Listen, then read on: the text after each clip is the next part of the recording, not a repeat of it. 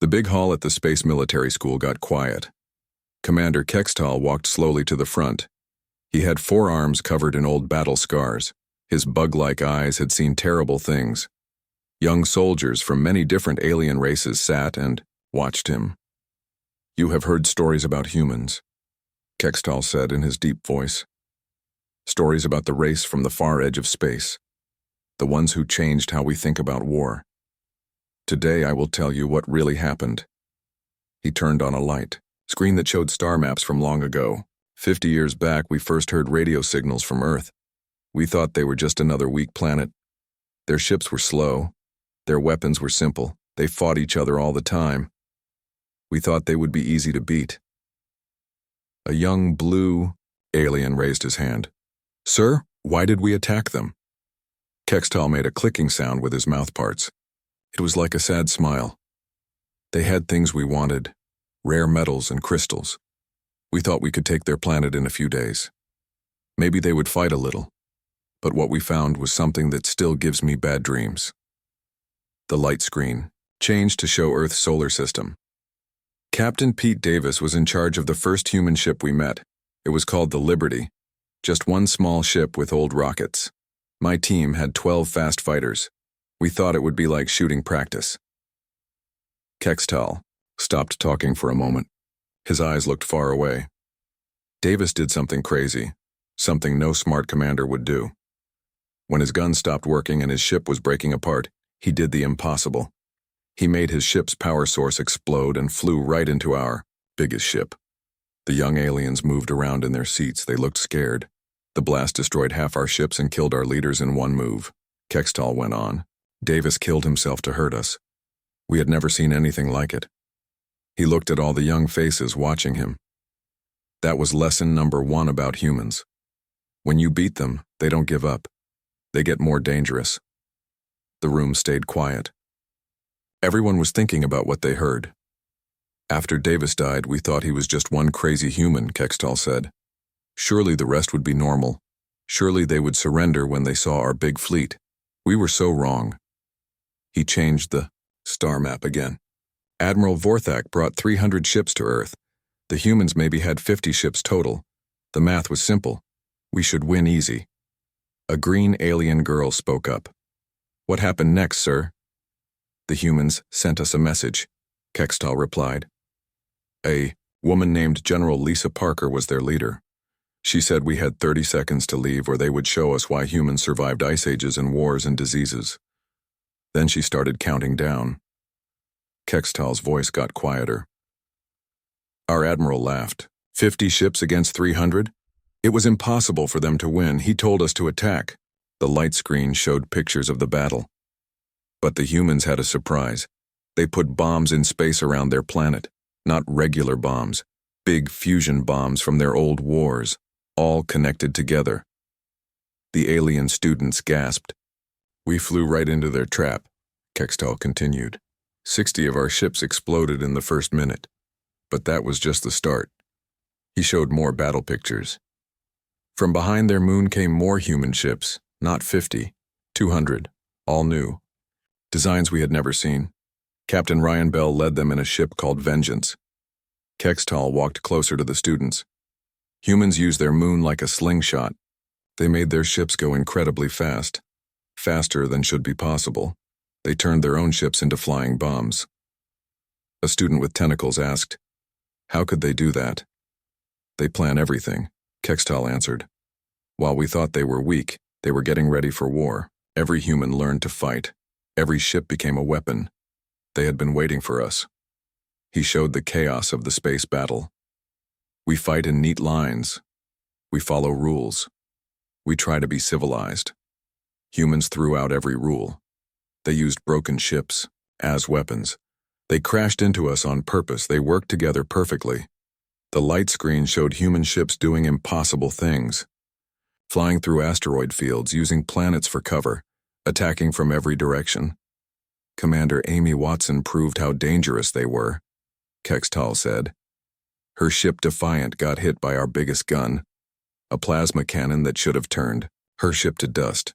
Instead, she used the explosion to hide. Then she fired something at our command ship.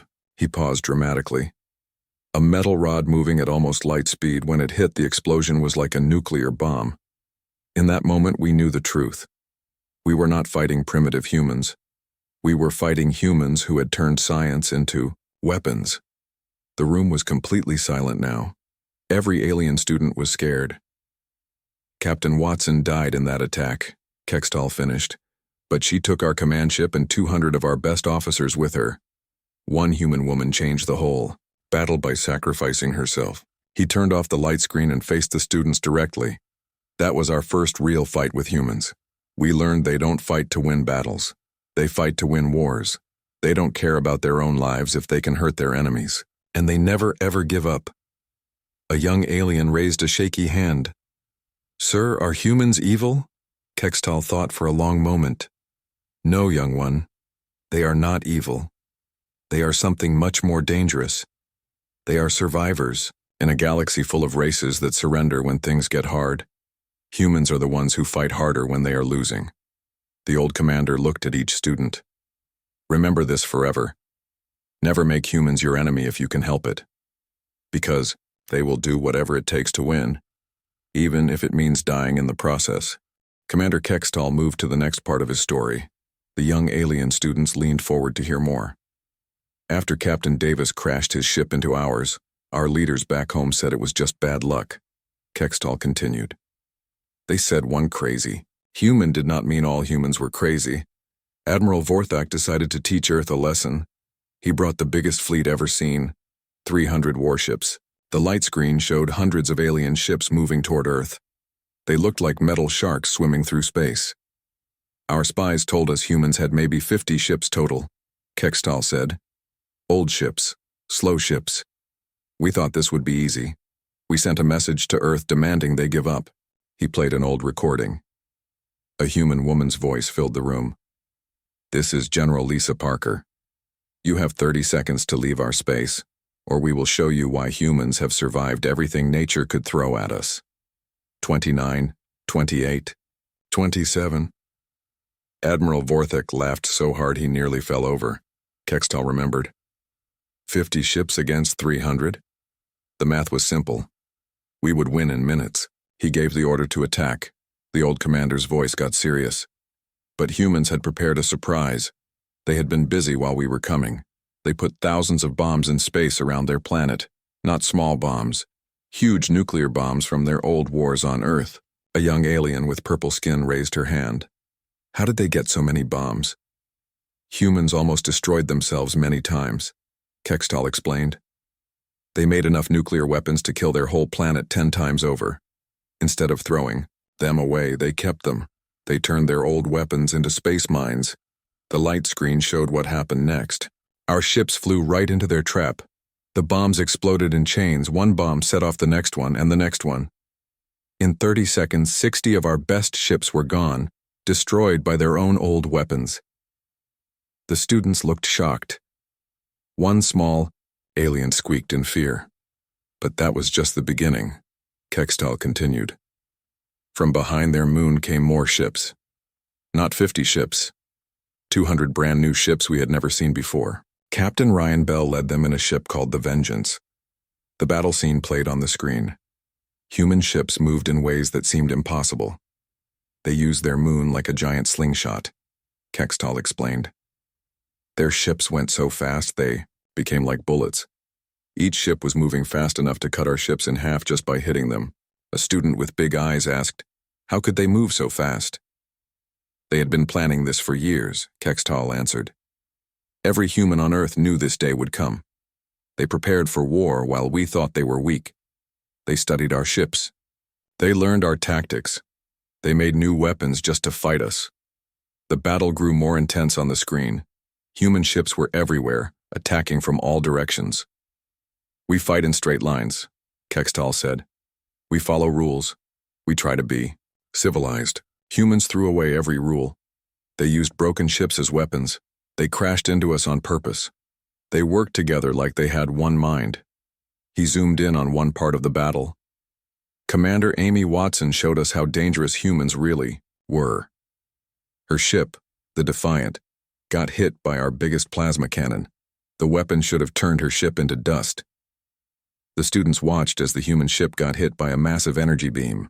Instead of dying, Watson did something incredible, Kextall continued. She used the explosion to hide her ship. While we thought she was dead, she fired a secret weapon at our command ship. The screen showed a small object flying incredibly fast toward the alien flagship. It was just a metal rod, Kextall explained. But it was moving at almost the speed of light. When it hit our command ship, the explosion was like a nuclear bomb. But there was no warning, no radiation, no way to see it coming. The alien command ship exploded in a ball of fire. 200 of our best officers died in that one attack, Kextall said quietly, including Admiral Vorthak. One human woman changed the whole battle by sacrificing herself. A young student with tentacles asked, "Did Commander Watson survive?" "No," Kextall replied. "She died when she fired that weapon. The energy needed to shoot something that fast destroyed her ship too. But she took our command ship with her." The room got very quiet. The students were starting to understand how dangerous humans could be. That was when we realized the truth. Kextall continued. We were not fighting primitive humans with simple weapons. We were fighting humans who had turned science into weapons. They had taken the laws of physics and made them into tools of war. He showed more of the battle. Human ships doing impossible things, using gravity to speed up, using asteroids as shields, using their own exploding ships as weapons. Every human ship had new weapons, Kextall explained. Some shot lasers that could cut through our armor. Some fired missiles that could think for themselves. Some released swarms of tiny robots that ate our ships from the inside. The students looked more and more worried as they watched. But the scariest thing was not their weapons, Kextall said. It was how they fought. They never gave up. When their guns stopped working, they rammed us. When their engines failed, they used their reactors as bombs. When they were outnumbered, they fought harder. He showed the end of the battle. Only a few alien ships were left. Many human ships were destroyed too, but they had won. Captain Bell's ship was badly damaged, Kextall remembered. Half his crew was dead. His weapons were gone, but he still chased our remaining ships away from Earth. He sent us a message. "Come back anytime. We will be ready." The old commander turned off the screen and looked at his students. "That was our first real battle with humans," he said. "We learned they don't just fight to win. They fight to make sure their enemies never want to fight them again. They are willing to die to protect their home. And they will use any weapon, any tactic, any sacrifice to win." He walked closer to the young aliens. "Some of you might think humans are monsters. But they are not. They are something much more dangerous. They are survivors who have learned that sometimes the only way to have peace is to be so terrible in war that no one wants to fight you." The students sat in silence thinking about what they had heard. Outside the windows, human and alien ships flew together peacefully. But now the students understood that this peace came at a price. The humans had earned their place in space not through diplomacy, but through proving they were too dangerous to fight. "Tomorrow," Kextall said, "I will tell you about the battles that came after, about how humans turned entire star systems into weapons, about how they made us afraid to fight them ever again." The students left the room quietly, their minds full of new understanding about their human allies. The next day, Commander Kextall stood before his students again. His forearms trembled slightly as he remembered the worst battles of the war. "After the fight at Earth, our leaders were angry and scared," Kextall began. "They sent more ships, bigger fleets, better weapons. The war lasted 8 long years. We called it the Human War, but the galaxy knew it by another name. They called it the Terror." He turned on the light screen showing many star systems. Red marks showed where battles happened. "Not because humans were cruel to prisoners," Kextall explained, "but because of what they were willing to do to themselves. They scared us by how far they would go to win." A young alien with silver skin asked, "What do you mean, sir?" Kextall showed a picture of an asteroid mining station. Colonel Ben Hayes commanded a small base called Kepler Station. It had no military value, just miners digging for rocks. When our fleet of 200 ships came to destroy it, Normal commanders would have run away. The screen showed the asteroid field around the station, thousands of floating rocks in space. Hayes had only 20 ships and 300 people, Kextall continued. But he did something incredible. He turned the entire asteroid field into a weapon. He used mining explosives to change how the rocks moved through space. The students watched as the asteroids began moving in new patterns. Hayes created a maze of floating rocks, Kextall explained. Our big ships could not move fast through the field, but his small ships knew every path. For 3 months he picked off our ships one by one. The battle played on screen. Human mining ships darting between asteroids, firing converted mining. Lasers at alien vessels. We lost 18 ships trying to catch Hayes, Kextall remembered. Every time we thought we had him cornered, he would disappear into the rocks like a ghost. A student with tentacles raised her hand. How did it end, sir? Kextall's expression grew dark. We finally surrounded his station. Hayes was trapped, with nowhere to run. We demanded he surrender. His answer was 2 words: take everything. The screen showed Hayes's final message. A human man with gray hair and tired eyes. He set off explosives in the main asteroid, Kextall said quietly. The explosion created a cloud of flying rocks moving in all directions. His station was destroyed. All his people died. But the rock storm also destroyed 18 more of our ships. The students gasped. The human had killed himself and all his people just to hurt the enemy. That was how humans fought, Kextall continued. They would rather die than let us win. But the battle that truly broke our spirits came at Titan. The screen showed Saturn's largest moon surrounded by enemy ships. Captain Emma Stone commanded 12 human patrol ships, Kextall said. My task force had 90 vessels. Her flagship, the Resilience, was already damaged from earlier fights. Any smart commander would have retreated. He paused, remembering the terror he felt that day. Instead, Stone did something that should have been impossible, Kextall continued. She ordered her ships to dive toward Saturn itself. She used the giant planet's gravity like a slingshot. The screen showed human ships falling toward the massive planet, alien ships chasing them. We thought she was committing suicide, Kextall explained. The gravity should have crushed her ships, but Stone knew exactly what she was doing. Her ships came around Saturn moving faster than we thought possible. The display showed the incredible moment when the human fleet emerged from behind Saturn. They were moving at 30% of light speed, Kextall said, his voice full of old fear. Each ship had become like a bullet. When they hit our formation, the impacts were like nuclear explosions. 27 alien ships were destroyed in seconds by the incredibly fast human vessels. Stone's ship was torn apart by the speed, Kextall continued. She died in the attack, but she had shown us that humans could turn planets themselves into weapons. The room was completely silent. Every student looked terrified. But the battle that haunts me most happened at New Geneva, Kextall said. Major Alex Carter faced our final assault. 300 of our best ships against his 40 defenders. The screen showed a small star system with 3 planets. Nothing special about it. The colony had no military importance, Kextall explained. No rare metals, no strategic value. We expected them to surrender without a fight. Carter sent us a message. With just 2 words, remember Thermopylae. A young alien asked, what does that mean? It was from human history, Kextall replied. An ancient battle where 300 human warriors held a mountain pass against millions of enemies. They fought until every one of them was dead.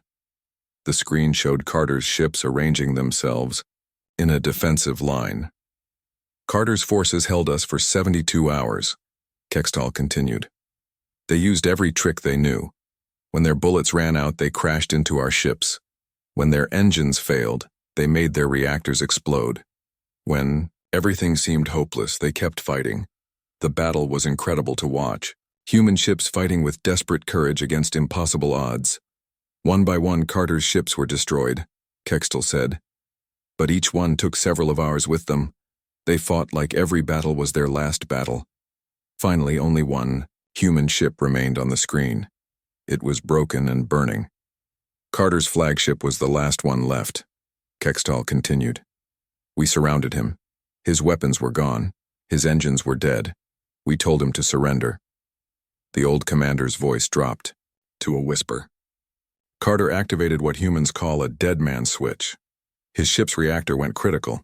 The explosion took 17 of our ships with it. Every student in the room looked shocked and scared. In the end, we controlled the system, Kextal said. But we lost 43 ships to destroy 40 human vessels. The math was wrong. We were supposed to be winning, but we were losing more ships than they were. He turned off the screen and faced his students directly. That was when our leaders realized the truth, Kextal continued. We could not win this war. Not because humans were stronger than us, but because they were willing to pay any price for victory. Every battle cost us more than it cost them, even when we won. A small alien with big eyes asked, "How did the war end?" "We asked for peace," Kextal answered. For the first time in galactic history, the stronger side asked the weaker side to stop fighting. Because we finally understood that humans don't fight to win battles. They fight to win wars. He looked at each student carefully. Humans taught us that sometimes the willingness to lose everything is the same as winning everything. They showed us that courage is not about being fearless. Courage is about being afraid and fighting anyway. The students sat quietly, thinking about the incredible stories they had heard. Outside, human and alien ships flew together peacefully, but now they understood the terrible price that peace had cost. Commander Kextal turned off the light screen and faced his students for the last time. His old scars seemed to hurt more when he remembered the war's end. The war ended not because we beat the humans, Kextal said slowly. It ended because we finally understood we could never beat them. Not really. We could destroy their ships and kill their people, but we could never make them stop fighting. He walked closer to the young alien students. Many of them looked scared after hearing 3 days of terrible stories. Our leaders called a meeting, Kextal continued. All the great admirals and generals gathered to plan the final attack on Earth. We had lost thousands of ships, but we still had more. We could still win. A student with blue skin asked quietly, "What happened at the meeting?" "Admiral Zektar showed us the numbers," Kextal replied. In 8 years of war, we had destroyed over 2,000 human ships. We had killed millions of their people. We had conquered 12 of their colonies. The students waited for more. But we had lost over 3,000 ships of our own, Kextal continued. And every battle was getting harder. Humans were learning faster than we were. They were building better weapons, making smarter plans, getting more dangerous. He sat down heavily in a chair, suddenly looking very old. Then came the final message from Earth, Kextal said. Admiral Kate Ross, the new human commander, sent it to every alien world. It was very simple. We are still here. We are still fighting. We will always be here. We will always be fighting. The Einsau room got very quiet. Outside the windows, human and alien ships flew together peacefully. That was when we knew the truth, Kextal continued. We could fight humans for 100 years and they would still be fighting back. We could destroy Earth itself, and the humans on other planets would keep fighting. They would never surrender. Never stop, never give up. A young alien with tentacles raised her hand. So you made peace? We asked for peace, Kextal corrected. For the first time in our history, we begged our enemies to stop fighting us, because we realized something terrible. If we kept fighting humans, eventually there would be no aliens left alive. He stood up and walked to the window. Human and alien ships were flying training exercises together. Today, humans serve with us, Kextal said. Admiral Ross commands the biggest fleet in space. General Steve Miller teaches fighting tactics to all our soldiers. They are our friends now. But I want you to understand what that really means. The students leaned forward to listen. Lieutenant Julie Adams works on my ship, Kextal continued. Last month, she risked her life to save 3 alien soldiers she barely knew. When I asked her why, she said, "They are my crew." That is how humans think. A student asked, "Are humans different now? Are they less dangerous?" Kextal made that clicking sound that was like laughing. "No, young one, they are exactly the same. Captain Tony Mitchell commands a new ship called the Enterprise. It has humans and aliens working together. But I have seen his battle plans. If enemies attack his ship, he will fight exactly like the humans in my stories. He turned back to face the class. Humans have not changed, Kextal explained. They still plan for every battle. They still prepare weapons we have never seen. They still train every day for war. The only difference is now they do it to protect us instead of fight us. The students looked confused. One small alien asked, "Should we be afraid of humans?" Kextal thought carefully before answering. "You should respect them. Humans are the most dangerous friends you can have.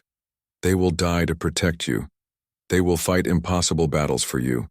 They will never abandon you, even when things look hopeless." He walked among the students, looking each one in the eye. "But you should also remember the lessons of the war," Kextal continued. "Never make humans your enemies if you can help it, because they will do whatever it takes to win. They will sacrifice everything, including themselves, to defeat those who threaten their friends." A student with purple skin asked, "What did the war teach you about humans?" "It taught me that humans are survivors," Kextal replied. "Their planet tried to kill them with ice ages and diseases and disasters. Other humans tried to kill them with wars and weapons. But they survived everything. They learned from every challenge. They got stronger from every defeat." He pointed to a picture on the wall showing many different alien species. "Every race in this galaxy has something they are good at," Kextal explained. "We Zephyrians are good at building ships. The Altarians are good at science. The Corvins are good at making energy shields, but humans are good at one thing above all others." "What is that?" several students asked together. "Refusing to quit," Kextal answered. "When every other race would surrender, humans fight harder. When every logical choice says to retreat, humans attack. When death seems certain, humans find a way to take their enemies with them." He walked back to his desk and picked up an old picture. It showed human and alien soldiers standing together after a recent battle against space pirates. "This picture was taken last month," Kextal said, showing it to the students. "Human Marines and alien troops fought together to save a colony from raiders. The humans led the attack. They went in first, took the biggest risks, suffered the most casualties. But they saved everyone." The students passed the picture around, studying the faces of the human soldiers. "These humans could have stayed safe on their ships," Kextal continued. "The colony was not human. The people they saved were all aliens. But humans do not think that way. They see people in danger, and they help, even if it means dying." A student near the back raised her hand. "Commander, do you think we did the right thing by making peace?" Kextal nodded firmly. "It was the smartest thing we ever did. Having humans as enemies almost destroyed us. Having them as friends makes us stronger than we ever imagined." He looked out the window again at the mixed fleet of ships. "Humans taught us the most important lesson of all," Kextal said. "Sometimes the best way to win a war is to make sure it never has to be fought. They showed us that the strongest warriors are the ones who protect others, not the ones who conquer them." The old commander gathered his things and prepared to leave.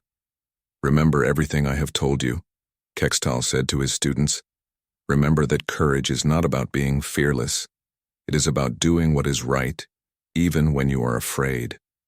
Remember that strength is not about having the biggest weapons. It is about being willing to sacrifice for others." He stopped at the door and looked back one last time. "And remember that humans are not our allies because we defeated them. They are our allies because we were smart enough to stop fighting them before they defeated us. The galaxy is safer because humans fight with us instead of against us."